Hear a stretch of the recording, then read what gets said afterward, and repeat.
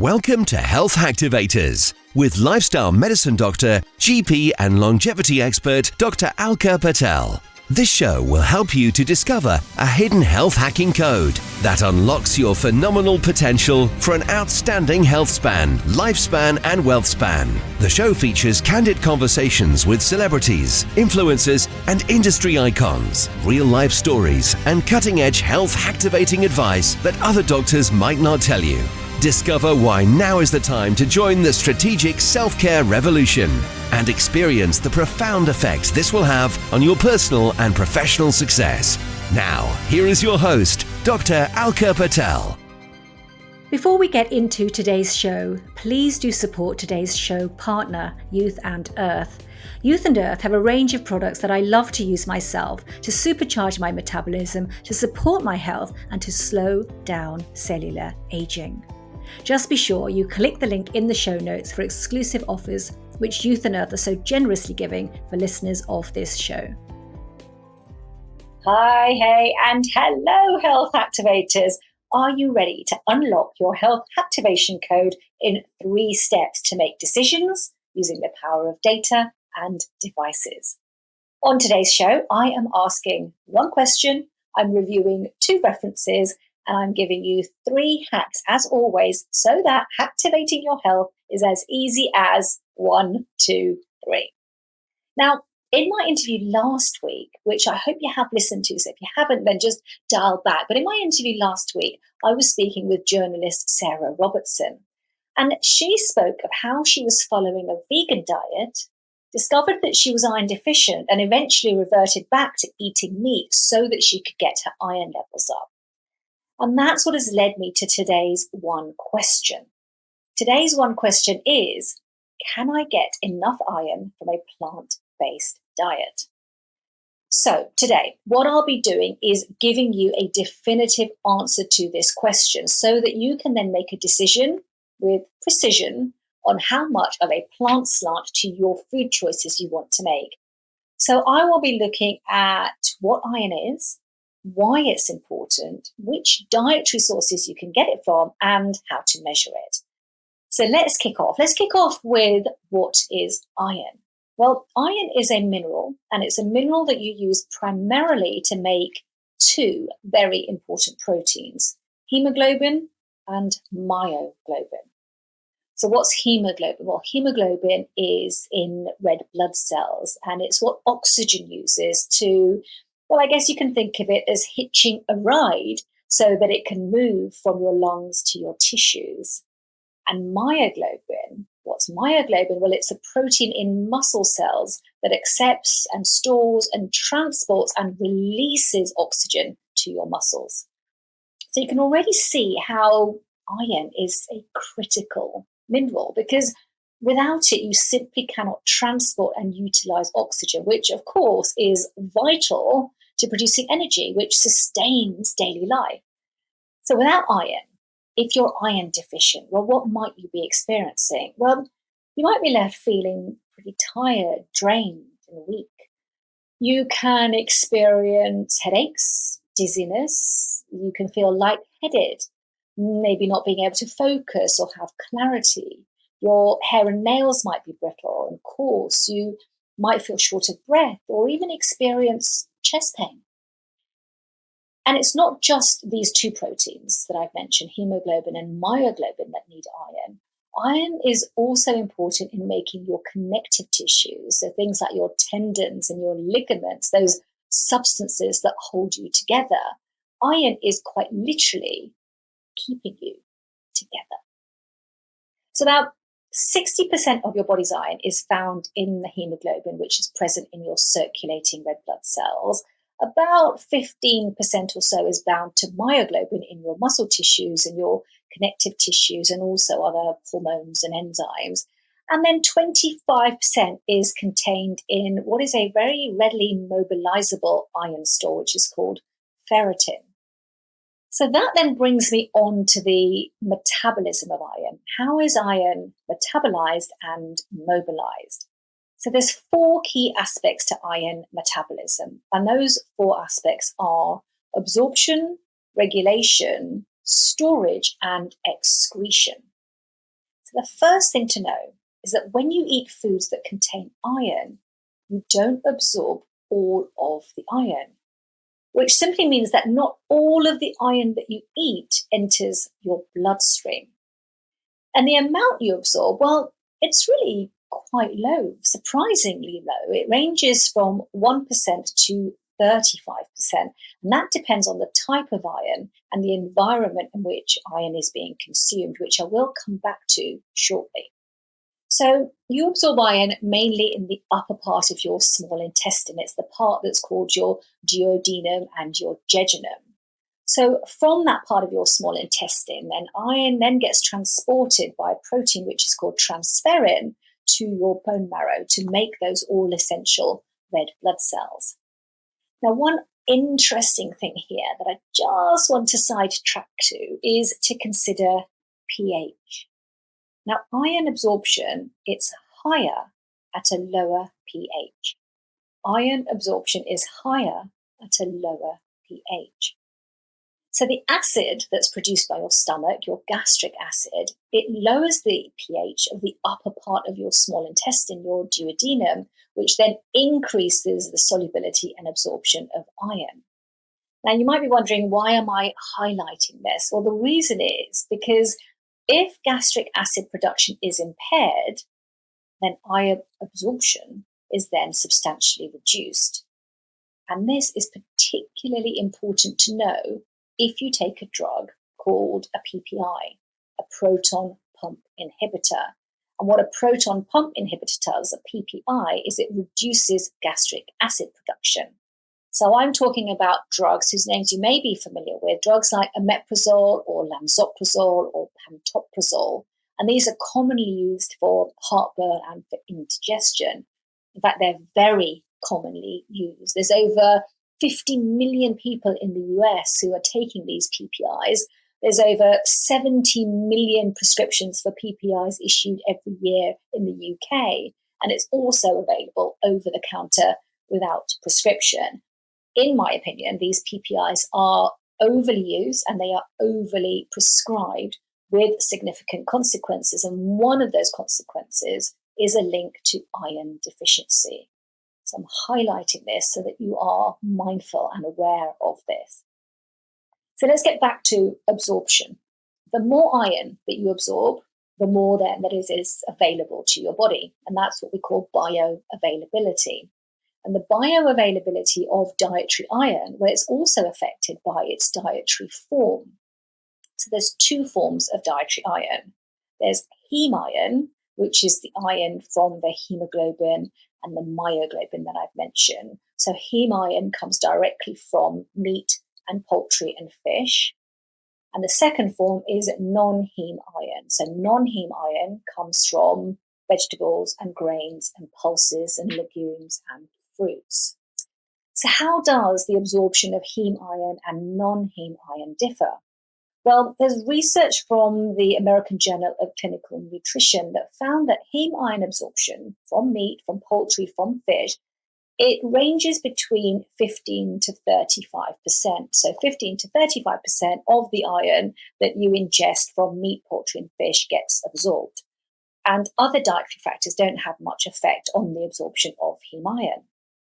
And then another study, this was published in POLS 1, found that non-heme absorption from plant foods, well, it's much lower than heme absorption from meat and fish and poultry. And from plant foods, it's of the order 1 to 22%. And non-heme iron absorption is very strongly influenced by the presence of other food components, which I will be talking about very, very shortly. So what's this telling you? Well, at first glance, it might seem as if, well, you just can't get enough iron from plant sources because its absorption is so much less. But if you put this into context, what the researchers also found is that the quantity of non-heme iron in most meals that we consume, it's much higher than the quantity of heme iron, which then means that despite its lower bioavailability, non-heme iron generally contributes more to iron nutrition than heme iron. And what is also interesting, what the research has also shown, is that vegetarians and vegans are not really any more likely to be iron deficient than the rest of the population, which means that the answer to the question, can I get enough iron on a plant-based diet, is yes. Yes, you can get enough iron on a plant-based diet. But there are caveats and there are catches. And the caveats and the catches, well, they relate to inhibitors and facilitators. So what do I mean by this? Well, what I mean is that there are food and factors that inhibit iron absorption, and there are foods and factors that facilitate iron absorption. So what are the facilitators? Well, there's two main ones: vitamin C, which is ascorbic acid, and citrate, which is citric acid. Both vitamin C and citrate increase iron uptake. Why is this important? Well, what it means is that if you include vitamin C and citrate-rich foods alongside iron-rich foods, you will significantly enhance the absorption of more of the iron. And what about the inhibitors? Well, tea and coffee, they inhibit iron absorption. Also, calcium-rich foods like milk and eggs, they also inhibit iron absorption.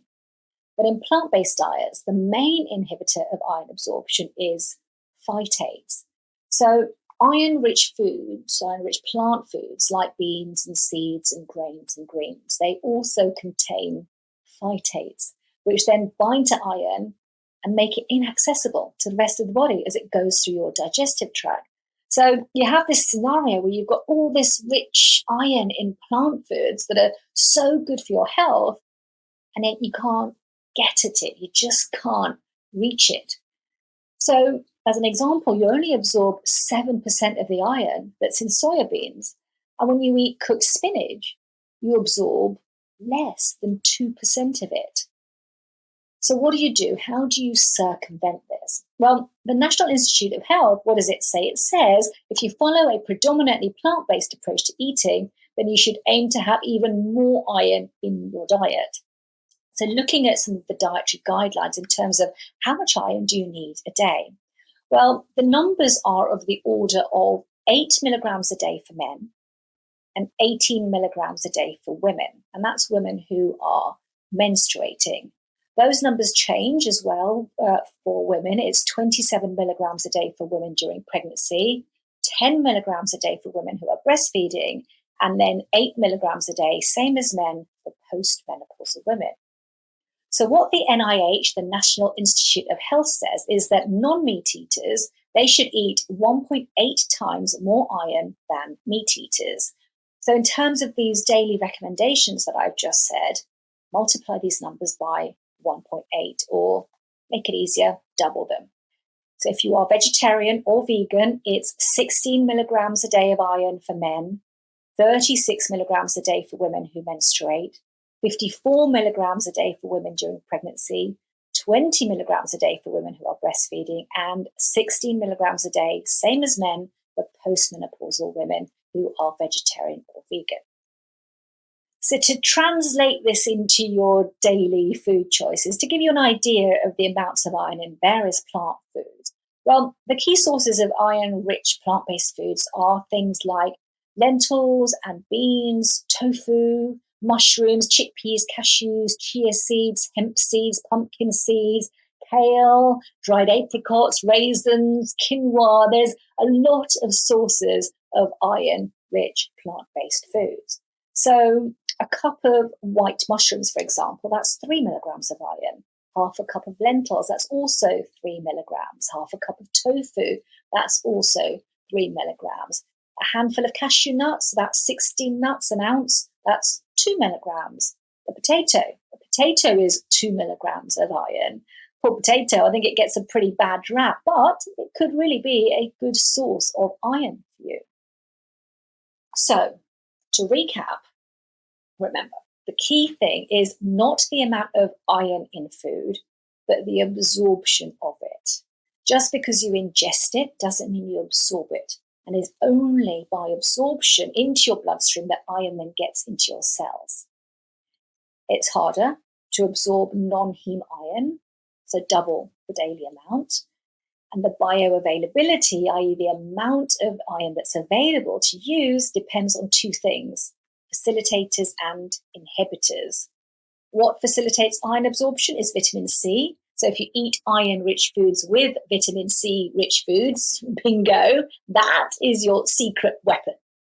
So what vitamin C-rich foods are there? Well, bell peppers, broccoli, cabbage, Brussels sprouts, kiwis, fruits like oranges and strawberries and pineapples and grapefruits. Those are vitamin C-rich foods. So the trick is pairing with boosters. So to get enough iron from a plant-based diet, start pairing. Pair iron-rich foods with vitamin C-rich foods. So have porridge with pumpkin seeds, which is what I love doing. Have broccoli in a tofu stir-fry. Add peppers to a bean chili. Have a kiwi fruit after a lentil curry. And chickpeas, well, chickpeas contain non-heme iron, but they also contain lots of phytate, so the bioavailability of iron in chickpeas is pretty low. It's only of the order of about 3%. But what happens if you turn it into hummus and you add some lemon juice with it, with some vitamin C? Well, now you're talking, because over 30% of iron in hummus from chickpeas with lemon juice is now bioavailable. And whilst you're pairing, don't also forget a bit of unpairing from the inhibitors. So don't have tea or coffee or milky drinks with your meals, because it's the tannins in tea and coffee, tannins being a type of polyphenol that then inhibits iron absorption, and also the calcium in milk that also binds to iron and stops it absorbing. So avoid teas, avoid coffees, avoid milky drinks just before, during, or just after eating. What else can you do? Well, you could consider taking a vitamin C supplement at the time of eating an iron-rich meal. How much vitamin C? Well, in one study, adding just 63 milligrams of vitamin C to a meal of non-heme iron increased absorption by 2.9 times. That's pretty significant. So do that. And a cup of orange juice, well, it's got 124 milligrams of vitamin C in it. So pair that. And just to also add, iron absorption, well, it's often one of those very, very first nutrients that suffers when there's impaired absorption in the intestines, which might be due to an imbalance of your microbiome, your microbials, or due to food sensitivities, or due to a high intake of intestine inflaming medications. I'm talking about things like ibuprofen or some antidepressants. So there are other things as well that could be contributing to a low level of iron absorption. But the crux is that when it comes to making a decision about whether you can get enough iron from a plant-based diet or whether you have to eat meat to get your iron, then the answer is you don't have to eat meat. You can make a decision to follow a plant-based diet and be assured that you can get enough iron as long as you eat enough iron-rich plant food and you pair it with vitamin C boosters. You avoid the inhibitors of absorption, such as tea and coffee and milk, and you're mindful of the effect of medication like anti-inflammatories and antacids and antidepressants. So let me move on to the data now. What data can you use to be sure that you have optimal levels of this critical mineral, this critical iron that gives you vitality and energy and life, in essence? Well, the data comes from blood tests, and there are very specific parameters that are key to measure. And as I always say, if you can measure it, you can move it. If you can test it, you can track it. So let me share with you the key biomarkers that I pretty much always measure with my clients to track iron. And what I've done is I've put them into 3 groups of tests. So the first group of tests is a full blood count. Now, a full blood count contains a number of specific markers. 2 of these are your hemoglobin level, your HB, and your red blood cell count, your RBC.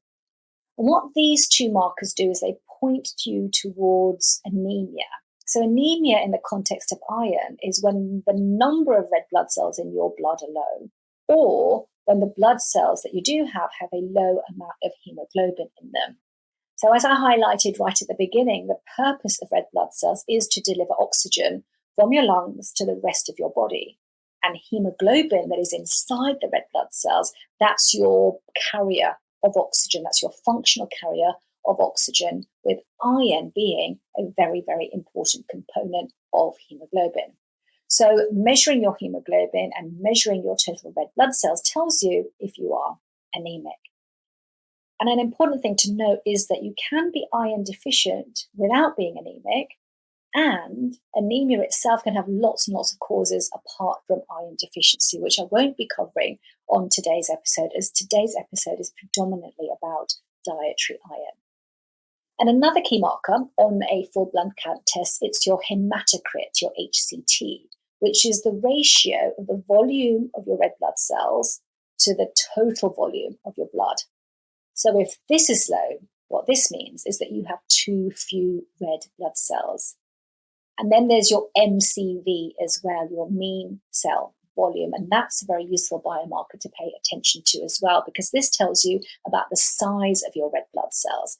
So typically, if you're iron deficient, your MCV drops, your cells are smaller. So the 4 key biomarkers to look at on your full blood count are your hemoglobin, your red blood cell count, your MCV, and your hematocrit as well. Second group of tests are iron studies, and they also include 4 key biomarkers. So first one is your iron, or your serum iron, and this measures the amount of iron in your blood. So a low or a high value, it corresponds to low or high blood iron levels. Then there's ferritin. So ferritin measures how much iron is stored in your body. So as you would expect, low levels indicate poor iron stores in your body, and a high value indicates increased iron stores in your body. Thirdly, there's transferrin. So transferrin measures a protein called transferrin, which I mentioned earlier. What transferrin does is it moves iron through your body. So it looks to see if you've got enough of this protein to support iron moving through your body. And then finally, there's TIBC, which is total iron binding capacity. And this test is another marker for transferrin, and it shows if you've got too much or too little iron carrying capacity. So those are the 4 key biomarkers in iron studies that I check: iron, ferritin, transferrin, and TIBC. And there's a third test that I like to do when I'm looking at optimizing iron levels for my clients. And this is a test of inflammation, a CRP test, C-reactive protein. So you might be asking, well, what has inflammation got to do with iron? Well, ferritin, which is a measure of your ability to store iron, well, it's also what we call an acute phase reactant. So what does that mean? Well, it means that the level of ferritin also goes up in the presence of inflammation or infection. So if you're looking at your ferritin result, then you might be lulled into a false sense of security if your ferritin level looks normal, because its level might not directly indicate the elevated levels of iron stores, but might be affected by inflammation or infection in your body at the time of having a blood test, which is why I measure a separate marker of inflammation, a CRP, to be absolutely sure that the ferritin reading is not influenced by inflammation. So it's not a test, the CRP is not a test that all doctors will do in the context of iron tests, but I do find it is very key to allowing accurate interpretation of iron study results, because without it, it can be a bit of a guessing game, because, as I said, ferritin can also be high from inflammatory conditions. So I find it important to look at the whole iron panel against the inflammatory markers when I'm looking at iron metabolism. And just another test, as a little bit of a sideline, as I highlighted right at the beginning, iron does have a number of other functions apart from being essential to hemoglobin and myoglobin. And one of these functions, interestingly, relates to your thyroid. So sufficient iron is also necessary for thyroid hormone creation. And your thyroid, of course, controls metabolism. And that's why what I often see is iron deficiency in women who may have trouble losing weight or might also have particularly heavy menstrual periods. These are also signs that can be related to an underactive thyroid. So depending on the clinical scenario, I often include thyroid testing alongside iron studies as well. Just one more marker that I want to highlight, which most doctors won't mention to you, and that is something called hepcidin. Hepcidin. What is hepcidin? So hepcidin is a hormone that is secreted by your liver, and it's got a very central role in regulating your iron balance. Think of it as the master regulator of your iron homeostasis. What it's doing is it's coordinating the absorption and the use and the storage of iron. Now, I've talked a lot about needing enough iron and making sure you're not low in iron, but it's also important not to be overloaded with iron either, because we don't have a way of excreting iron. So whatever you absorb, you either use or you store. Iron is very highly conserved. So the only way you lose it is through blood loss, predominantly menstrual loss, and also through other obligatory losses. So I'm talking about things like shedding of your skin, for example, or shedding of your epithelial lining of your gut for repair purposes. So you do lose some iron this way. But what this means is that iron balance is very carefully regulated at the level of absorption. And this is where the protein hepcidin plays a significant regulatory part. So the lower your levels of iron, the less hepcidin you produce and the more iron you absorb. The higher your levels of iron, the more hepcidin you produce and the less iron you absorb. And the majority of iron that you don't immediately use, you store in two forms. One of these I've mentioned, which is ferritin, which is stored in the liver, and also hemosiderin, which is a more complex iron storage form that is less readily available for release for when the body uses it. So ferritin levels correlate very well with your total body iron stores, which is why ferritin is such an important biomarker to measure. So what you want is you want adequate stores of iron so that you have enough iron for those times of loss, but not too much storage, because too much storage can then itself be toxic and cause damage to tissues, things like liver damage or diabetes, thyroid problems, feelings of fatigue and joint pains and abdominal pains. They can be related to iron overload. So coming back to thinking about hepcidin as the master regulator, when it comes to hepcidin, there's also a number of genes that regulate hepcidin itself. And the specific genes for hepcidin regulation that you carry can give you very important information on your ability to regulate iron, which can then in itself be helpful in helping you to make a decision about your preferred source and quantity of iron. So there are some key genes which influence your iron needs, and three of those, well, they're called HFE, TFR2, and TMPRSS6.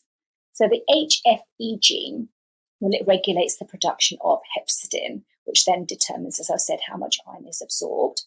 The TRF2 gene, well, that makes a protein called transferrin receptor 2, which helps iron to enter the liver cells and regulates iron storage to prevent overload.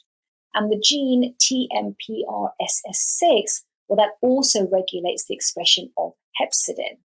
So if you find perhaps that your iron is low, but that you're not responding well to eating iron-rich foods or even to oral supplements, it might be because you carry this particular gene variant, a gene variant of TMPRSS6. So genetic testing of this nature to look at some of these genes, well, it takes your health to that next level of prevention and preparation and personalization. So again, genetic tests like this, I do organize them for many of my clients, but very much depending on clinical context. So my recommendations when it comes to data, particularly if you're following a plant-based diet, is to have regular 6 to 12 monthly blood tests to ensure that you have optimal levels of iron on board. And that includes testing your full blood count, having iron studies of your ferritin, transferrin, iron, and TIBC, as well as checking your CRP. And also a DNA test to ensure that you understand what your personal iron need is in terms of your unique genetic coding. So, decisions, data. What about devices? Are there any devices that you can use that are relevant to iron and diet? Well, there have been a few attempts at apps that have tried to screen for iron levels or hemoglobin levels, for example, by scanning your nail bed.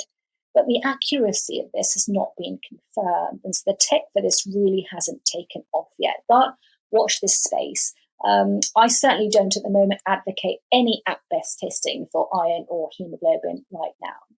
But apps, they can be useful, and they can be useful. The apps that I found do help are ones that look at the iron content in food so that you can gauge numerically if you are reaching those dietary recommendations, followed up, of course, with personalized blood testing. So apps or food diaries like MyFitnessPal, where you enter what you've eaten and then it gives you the iron content of that particular food, is helpful.